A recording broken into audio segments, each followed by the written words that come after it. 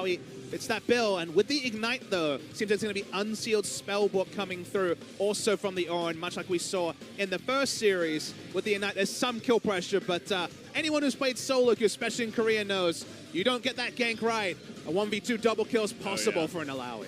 Definitely after level 6, so they're going to be looking to hit her fast earlier on in the game if they do want to go for that gank. Jarvan level 3 on the blue side, perhaps. We will see Raze going for that, but these pro gamers know just as well as we do, and we'll see what MVP can do to try to prevent that from happening. We finally do get to see Zoe on the side of Kongdu Monster, and that is another Nidalee on Beyond and Alawi in the top lane. Should be a fun first game to start off this matchup. It's a very different texture to the draft from the previous series. I'm really fun to see some of the stuff come together. I'll discuss the MVP comp in-game. It's very different to what we've seen.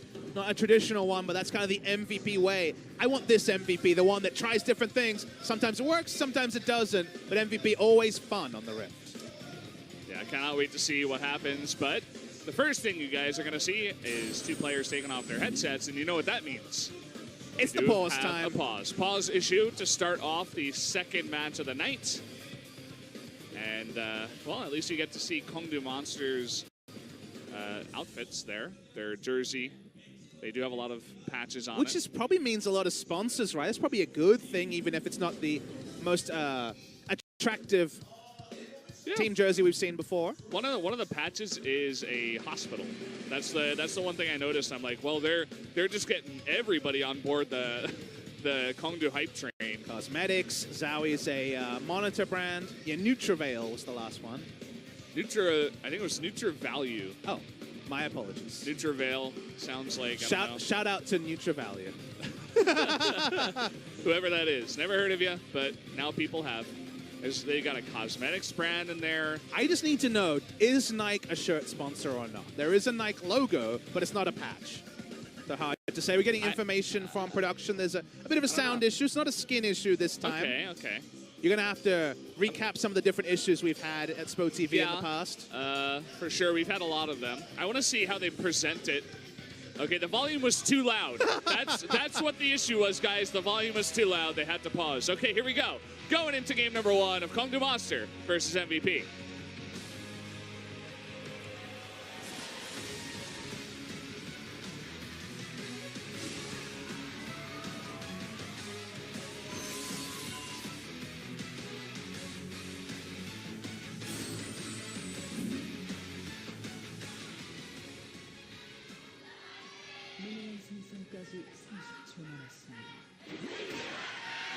Massive crowd cheer for MVP. Yeah, thunderous. They got a lot of people here in the stadium looking out for them. Small point, actually in live, Ian was forced to use his cleanse, hit by a Sleepy Trouble Bubble, and saw an entourage following and had to cleanse, a very early cleanse there. Yeah, you never want to get hit by the STB, man. It's just not good news for you. You should be careful with that particular shortening. Yeah. Let's call it Trouble Bubble. Trouble Bubble? STB and also just saying bubble because Nami's in the game makes it tricky. So we'll go with Trouble Bubble or Sleepy Bubble. Yeah, Nami's bubble is just normal bubble. Sleepy Trouble is also a different issue. Sleepy Trouble, wow. That's when you can't sleep. Yeah, for sure. That's exactly what I thought of. Hard-hitting commentary for Kongdu Monster versus MVP. Hard-hitting leash, actually, for ADD here. He's lingered around the red buffs so he would have 2 passive spawns and then use W on to get the hit. Every time this happens, I worry that the tentacles will randomly hit for the last hit, but not to happen here. Sometimes those tentacle, man, they just go out of control. But you'll notice that Maha and Max haven't shown. They actually stayed in the brush because they weren't leashing on the bot side. The moment you see they're at full health and mana, you do know is Sleepy Trouble Bubble, and he is going to be gone, no doubt. First blood to Edge on Zoe at 2 minutes into the game. Oh boy, he already burned his cleanse, so all he could do is flash, and you got a Jarvan level 2 gank. You're not getting out of that one. Ian was just too confident. He felt there was no way a level 2 gank was coming in, but with cleanse down, Edge threaded the needle. The EQ from there was trivial. Really nice kill from the side of Kongdu Monster. Great reintroduction. We're going to see the replay. Last hit's the minion. I meant there was that small gap there. It doesn't matter. EQ into the electrocute proc. Enough damage. Too easy for the side of Kongdu Monster. And yep, Ian's going to have to go back to the drawing board on that one. good start for our good friend Zoe. A pretty easy prediction by Edge, I would say. You know, the Ryze is going to step forward and auto the creep. So you know that, okay, right when he does that, I can move over and Sleepy Trouble Bubble. And after that, you're just pretty screwed. So nice setup. Already a good start for Raze and Edge. We'll see what Raze wants to do after that. Not focusing on any early Alawi ganks or anything like that. Probably had something to do with the cleanse being burned. There's so much crap in Ian's inventory. He has so many items. It's almost 6-item Rise. And it's only 3 minutes into the game. Oh, so many things. Put down the control ward. Starting to... Doesn't have Klepto. That was just, of course, got the early back in. Because he was dead. So first time you play with Klepto, you're like, what do I do with all this stuff? How do I use all these buttons this early on in the game? Max is the first person not to visit the Relic Shield start. Just going to be going into the Ancient Coin route. Does mean less sustain for the side of Maha, but does have the shields. First time in Korea we're seeing Janna post-nerf, so since last year. So, of course, the shield cooldown much longer at early levels. Waiting to see the Keystones. I missed them during the loading, but I saw a lot of Unsealed Spellbook. That was kind of the big thing here. Yeah, just focusing on them now. Even Unsealed Spellbook on Edge. So it feels like it's becoming the premier choice on basically every mid laner. But Maha has it here as well. So maybe that teleport strategy is going to continue coming up here. Yeah, maybe it's not all just about the pushing. It's just about having non-stop presence in the lane. Just literally no time that you're not going to be there if you get that early teleport. We'll see what he does want to do with that a bit later on. Generally, you do want the heal anyway. Ian still does not have his flash, and you can see that Raze is sticking around. Sleepy Trouble Bubble is hit, and that's going to be a nice big nuke. Down goes Ian with the Ignite, but he will not actually go down. Just gets hit by that big damage and has to back out of lane. Still tells the story. One full burst, one rotation is about 70% of the health of the Ryze. Pushing up in the bot side as well. Kongdu Monster's presence on this map is impressive. The roaming is continuing. They can hit a Trouble Bubble and beyond. He's dead. I think he is going to be dead. Just waiting for him to leap. And just waiting until the exact last moment. They're going to knock him up. Beautiful. Very nicely done by Edge and Raze to pick up that kill. Not much she could do. She was seen on a ward. She had no idea. But down she goes. So well communicated as well. They don't lead with the Trouble Bubble because one of the walls was likely to tank it. Just EQ in as the Paddle Star comes through. Had the ward. Waited for him to start moving over. Beautiful stuff, and Raze making his debut on Kongdu Monster, showing great synergy with his mid laner. Maybe Edge and Raze will be a duo we can talk about because so far they've been on the same page. Yeah, maybe Kongdu Monster has a chance at playoffs. All right, that's a bit too early over there. I'm going to rein you in here, Valdez. Come on. All right, I was getting a little bit excited, you know, Kongdu Monster. I used to be a big fan of MVP, actually, especially after spring. I'm like, they have a lot of hidden potential, a lot of talent in their roster, but after summer, I kind of lost a bit of the hype, and to be honest, this game is not helping with that, so we'll see if they can pull it back. Good start here for Kongdu Monster. You guys can see the runes for Edge. It's surprising to see Transcendence chosen, but I guess wants to hit 40% CDR as early as possible. A lot of minion dematerializes. Everything else pretty standard, though.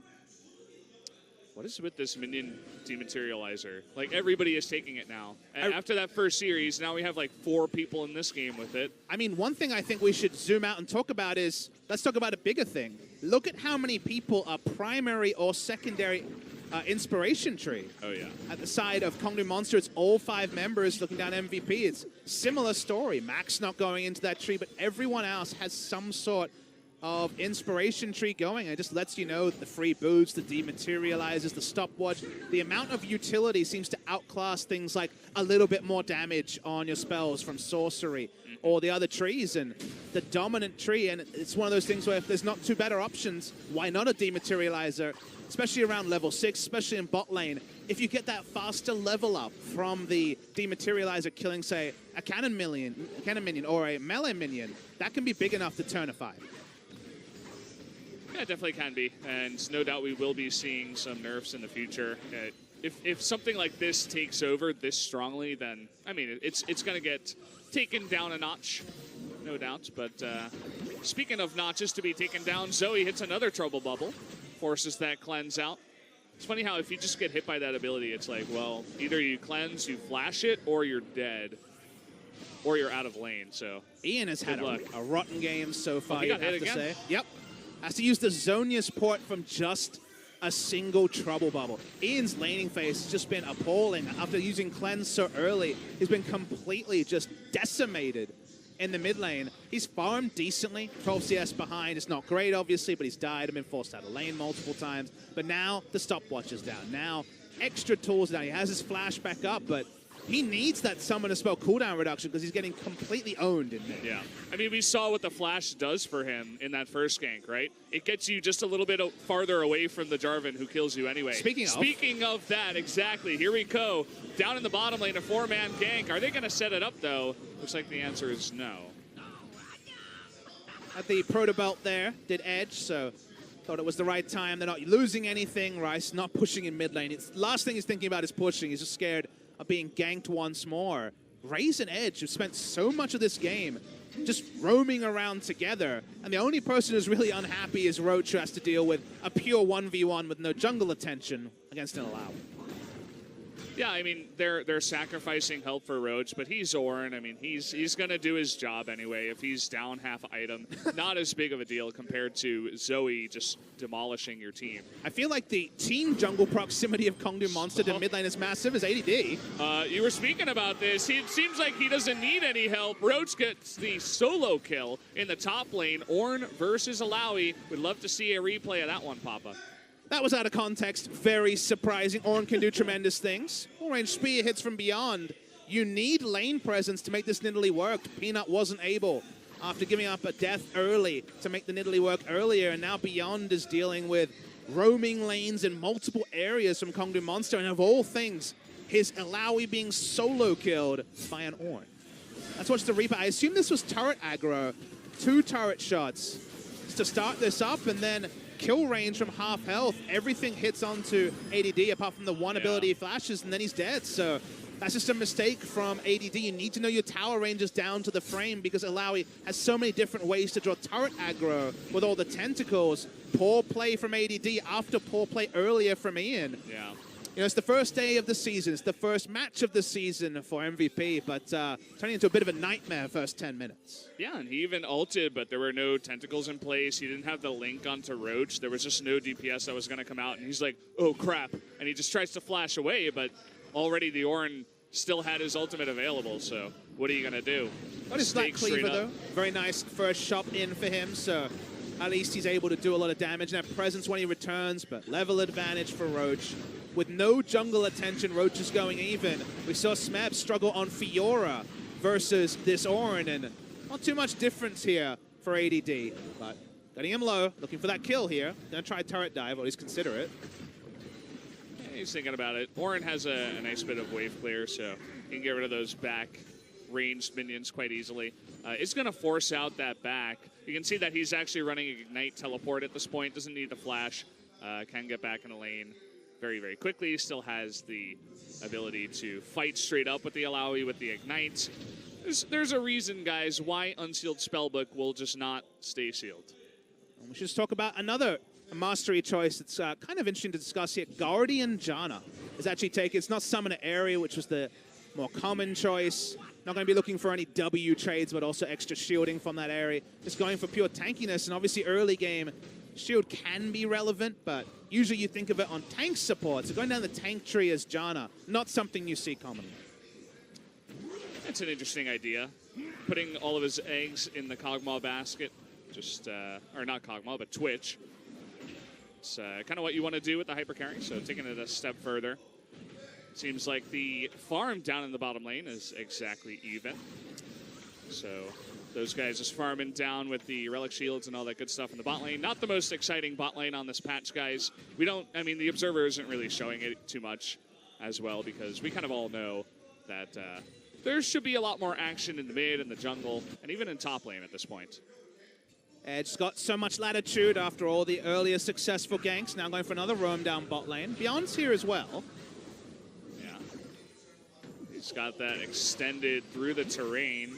Does miss. Hits a minion afterwards with the zone. So I want to talk a little bit. If we have a lull in the action, Roach is never going to have a lull in the action. He's laning against Alawi. We've all felt these feels. About what the team comp from MVP was supposed to do. May not be a big factor, just using ult for wave clear as Roach. He's just kind of giving up the lane as he understands. Ian was also rotating top side, so trying to be safe. The team comp theory here, because normally you don't see Twitch with a Nidalee jungle, a carry top laner, kind of pseudo carry tank top laner, a Janna support instead of a tank support. Usually you see more of a beefy front line, so similar to what Kongdu Monster has. The team comp from MVP here is very skirmish heavy. It's very much about winning lanes and then rotating around with the Ryze. It can play the 1-3-1 super fast and super well with the Ryze ultimate and also the speed of Nidalee, Twitch, and Janna getting around the map. So it's a skirmish Twitch comp, not necessarily a 5v5 team fighting Twitch comp. But when you fall this far behind and there's item advantages, you can't even really skirmish. And the only good news story so far from MVP is that AD is at least pushing in the top side. We'll get the turret soon. I mean, Ma has to ult just for wave clear, so lane control in other areas absent for MVP. You can see the response here. They know that ADD is pushing, but now we got Raze and Edge looking for a gank in top is going to be pushed back as they are spotted. But very active once again since the beginning of the game have Edge and Raze been traveling as a team, at least relieving a bit of pressure up in the top side. And just that action, just that grouping from the mid laner and jungle kind of counters what MVP wants to do. They might be able to steal a Mountain Drake under the nose, or there is blue pings onto the objective, and for now at least MVP starting to pull away. I see actually an ult in here. Okay, it's going to be a contest from Kongdu Monster. Yeah, they're coming in. Raze and Secret. They take over the Dragon. It is 4-on-3 right now. Kog'Maw a little bit too far behind, but you can see that at least they do stop the Dragon attempt.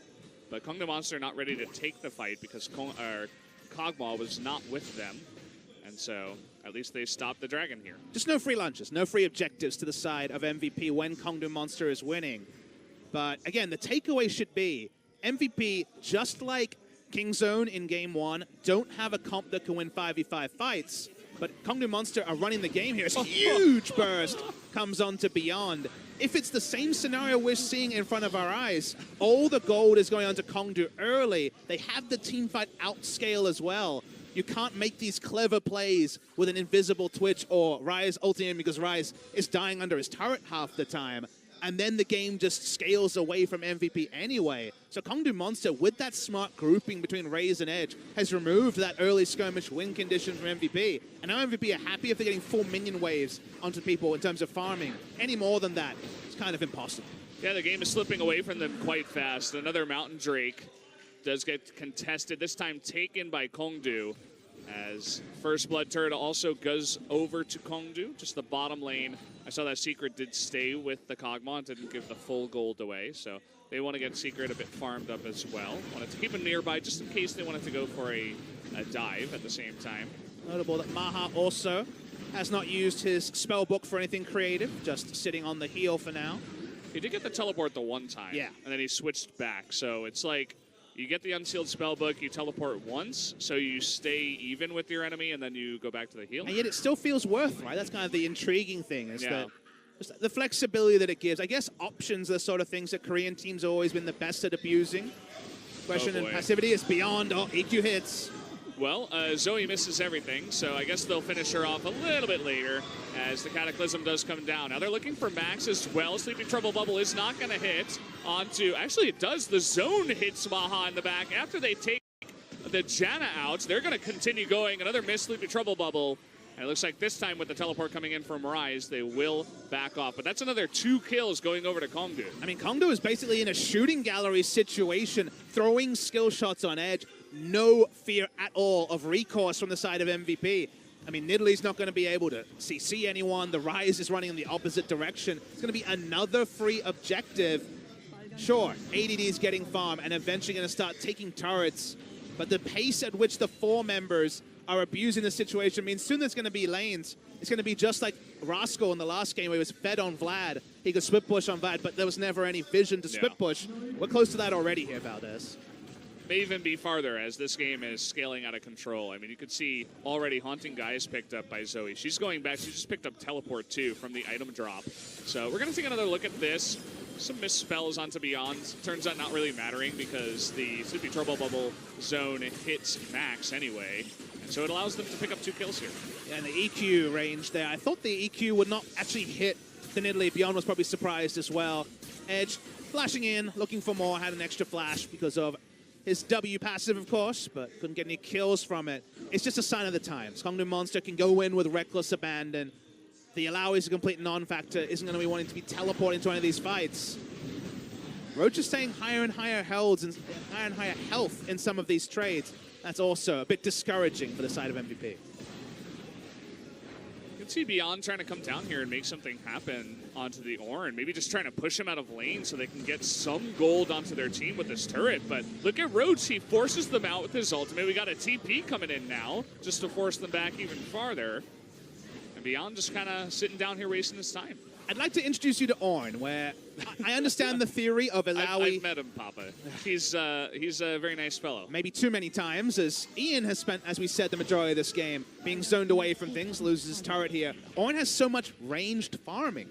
Tanks don't normally have range farming. You think of, say, Mundo. He can throw out a cleaver, but otherwise kind of screwed. He has Q, he has W, he can even ult waves like he's a Rumble. He has so many ways to delay. So even though there's an inevitability about the turret going down eventually, if that eventually is an extra minute and a half than another tank, like a Shen, for example, can hold up his turret, well, guess what? They're going to get more objectives with the 4-man rotation. So much farm on everyone else. That turret is still up. And this Elder Dragon, not Elder Dragon, I should say, Rift Herald is not. Yeah, that was actually really fast, too. They got that down with just 3 members. Zoe helping out a little bit there at the end. But yeah, Roach is just sitting here, buying up his items, just trying to stay alive against the Illaoi. His turret is never going down. Couldn't even take the top turret as well. Stays alive. And Kongnu Monster really putting on a show. After seeing this game, I almost feel like it might be a quick day in the form of 2 2-0s tonight. Not really what I was expecting. I thought at least one of these series would go to 2-1. I mean, the betting markets for a Kongnu Monster 2-0, you know, a squad that has what? Maybe 4 match wins in 3 seasons at the highest level in Korea would be pretty insane, but they've certainly come in well prepared. We said the same thing about KSV's ability to play to their strengths. Playing around Seoul is usually the only way that Kongnu Monster found success, but Edge and Raze, a new duo playing their first competitive series together, showed so much synergy, and I think honestly that first Trouble Bubble into Return Kill on Rise set the tone, and Raze has never stopped up. He's been pushing further and further forward. He's happy to engage. His accuracy is on point and reinventing himself first in the jungle for a couple of games for Jin Air, but now is maybe even a starter on the side of Kongnu Monster. It's a new lease of life. It's Core JJ-esque. Only 1 game, certainly, but a great first game for Raze. Yeah, definitely is. I mean, he was the starter coming into today. I think after this first day, his synergy with Edge, they're just going to be like, okay, you're the starter for probably the rest of spring. We'll get a couple of shots to Yujun, no doubt, especially in some of the against some of the weaker teams, but we'll have to wait and see if he does come out. So far, this game is looking like a total stomp. Even though the gold is close, Seoul is getting out of control. The Ornn is doing just fine. Let's see what Illaoi can do in their first team fight. That's really what I'm curious about here. Let's see if they face checker. Nope, they will not. They had the vision there. Smartly done. Lots of respect being shown by Kongdu. They're like, okay, you burn teleport on ADD. All right, we're just not going to fight you. And so now Ornn, he gets total control in the bot lane. He can begin pushing, and Kongnu Monster don't lose anything. And unfortunately, Valdez, the moment you say, what can Illaoi do in this team fight initiation, that's already things that Illaoi's not set up for. She's dominant if you're playing around her, as Trouble Bubble does hit on Twitch, has Cleanse now that he went into on his Unsealed Spellbook to get out of it.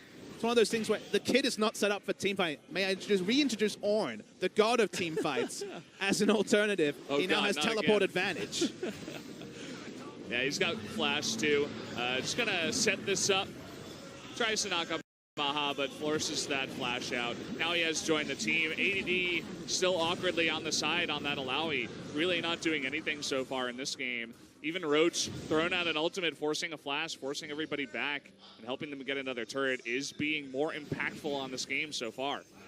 Ornn is just, his kit is so overloaded. Yeah. If you try to describe why Ornn is good, the amount of things you can talk about, his permanent laning phase with his passive, 3 ranged abilities to farm with, best initiation of any champion, non-committal initiation. He just presses R, and if either side hits, he's pretty happy. If he hits both, he's a god, I guess. Yeah. He's so powerful. The fact that we've seen him go through picks and bans multiple times today is already very surprising. And it doesn't really matter if he has a bad laning phase, because he gets a couple of items, he starts clearing, he delays, and he will be the teamfight general as well. Ornn is so strong. It's always fun when you jump into a cast and it's a new patch and everything, and you've seen a little bit other regions on solo queue, but you got to wait until you're fully acclimated to the patch and you fully understand it. And coming into this one, I'm like, we're going to see Ornn, we're going to see Zoe either picked or permabanned all the time. Didn't see it earlier on in the day, but today, this is what I was expecting, right? The team that gets both Ornn and Zoe to just totally stomp. And so far, that's what we've been seeing here. Hasn't really been the only reason, obviously. You know, Jarvan coming in with Zoe. It's very nice. And I love that you add that last point, because let's consider, you know, you didn't watch this match, which it's KongNu Monster versus MVP. You're going to stay up for the first match. Maybe it's late where you are. You come into the post-match thread and you're like, well, of course, they got Zoe and Ornn, GG from pick ban. And maybe that's what the game would have gone if it was a conventional game. This has not been conventional, Valdez. As we watch ADD try to do his worst and not going to get too much out of it. This game was really more about Edge and Raze playing super well in the early game, and then everything else cascaded, and then GG lost to pick ban. But I really want to take away that Edge and Raze as a duo are very impressive together, but also that Ornn and Zoe are pretty damn good. Yeah, I mean, you got to hand it to Ornn himself. I don't feel like Roach was super outplaying. It was a nice outplay to take advantage of ADD's mistake to get that solo queue early, or kill, rather, early. Definitely did help him in getting those items earlier to stave off the push from Alawi, but basically you just had that Ornn in the lane that just never died and always cleared out. Definitely would have helped out compared to, say, like a Gangplank who's having a lot of trouble stopping the push or something like that. And what you can say about Roach is he didn't die. You know, he had a terrible laning phase because it was Ilaoi and no one was going to gank for him because they were everywhere else. He didn't die. He got a chance to all in and picked the right time to all in. He did what was expected of him and better. So credit to Roach, who has struggled at the LCK level in the past. So Ornn does paper over some of the weaknesses of some laners. If you're going to play a tank, he's certainly the one you want to play. But MVP, it does feel inevitable already. It would be an insane game if MVP was able to pick up the win here. I think Max stealing Baron with, say, a tornado needs to happen, and then a couple more things. I would love to see that first thing. He's that would stolen top it off the entire with day. crazier things before. True. You guys can take a look at the damage. Doesn't really tell the full story. I think looking at Ryze's damage. Max is in range. Max's damage is hilarious, by the way. Here it comes. It could actually happen, Valdez. The tornado. Oh, he actually got it. What a beast. He went in there and he stole the Baron. I was kind of fooling around, and I'm like, oh, this is never going to happen. But he actually did get it. And ADD wasn't even there. Didn't teleport down. Won't get the turret, though, even with the Baron buff minions. You thought you were having a prank. Perhaps KongNu Monster did as well. But this will extend a game that was looking like a guaranteed victory for KongNu Monster. Let's take another closer look at this. How does Beyond get in? He goes to the side, flashes over, and then instinctually presses Smite. They already had a control ward in there. KongNu Monster focused on DPSing down the Baron instead of clearing it. Understandable. In that scenario, it was a very unlikely occurrence. But Beyond dies for the cost of Baron, and a new lease on life for MVP.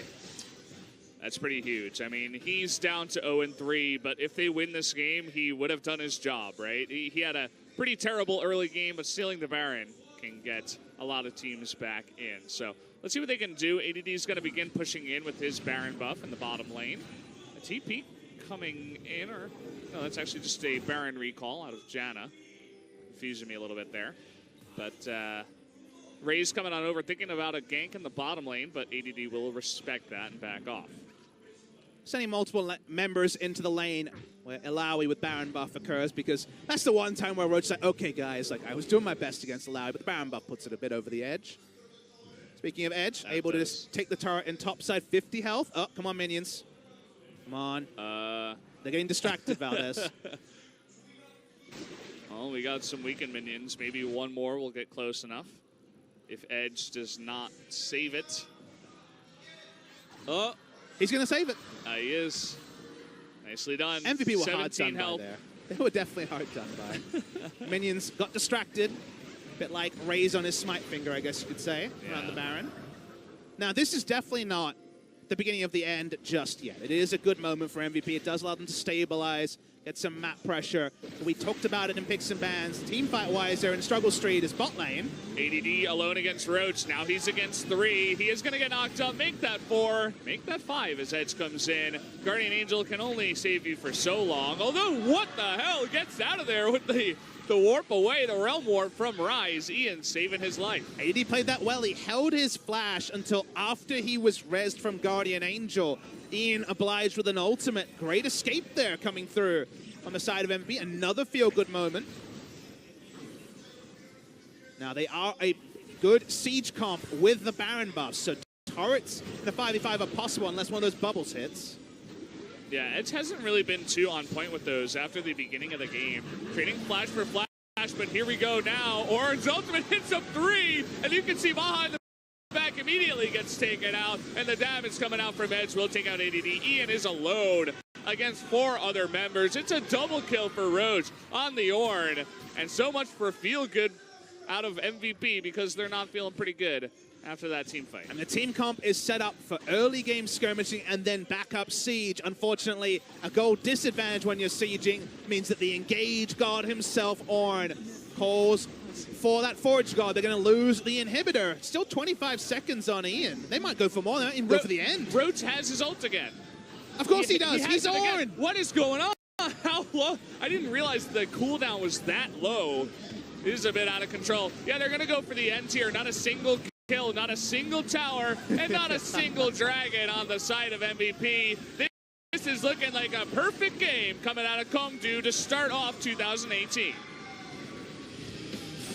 Different type of perfect game. A Baron was stolen, but it is not reflected on the top of the screen.